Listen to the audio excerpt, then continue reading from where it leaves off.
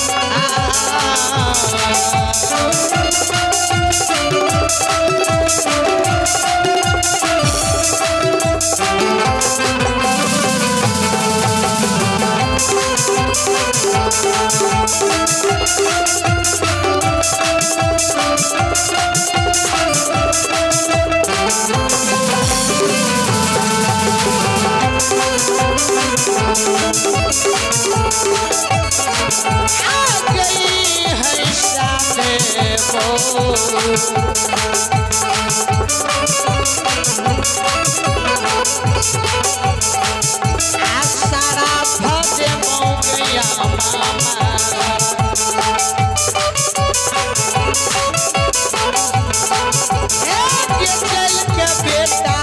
तो एक भाषा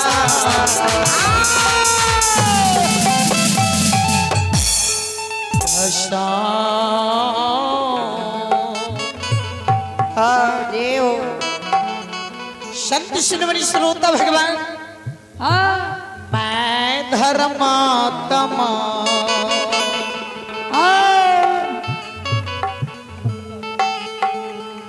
अबे आज पैन के वर्षा वर्षावे वाला महात्मा छिए कहीं हमरा मुखार बिन से कुछ शब्द निकल गेलो बेटा कोना में जड़ के भस्म भए जय हो कागा हजारी बाबा कारू के शब्द के सुनै छै तो आइए आप संतोष कुमार यादव का सुपुत्र हैं मनोरंजन कुमार उर्फ छोटू राजा शानदार 51 रुपए की दानी की जय हो, दानी की समस्त परिवार की जय हो। तो आइए आप विजय ठाकुर का सुपुत्र हैं सुमित कुमार और निक्की कुमारी और अमित कुमार की ओर से शानदार किस्म की दानी की जय हो, दानी की कुल परिवार माता पिता की जय हो।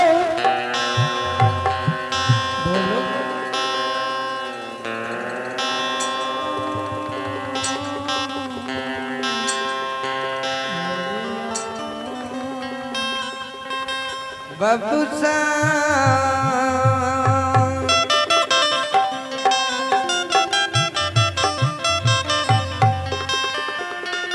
ये परवा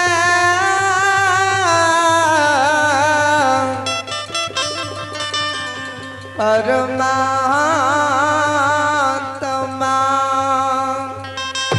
श्रोता भगवान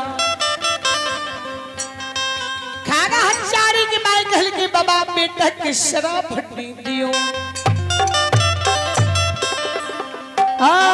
इन्हें सखागा हजारी के मैं धर्मात्मा जाइए श्रोता भगवान श्रोता बंधु उन्हें सिखागा हजारी कोना में से निकल के आइए ही श्रोता भगवान माय कहल कई बेटा हो जा सुगा द्वार पर कोई साधारण महात्मा नहीं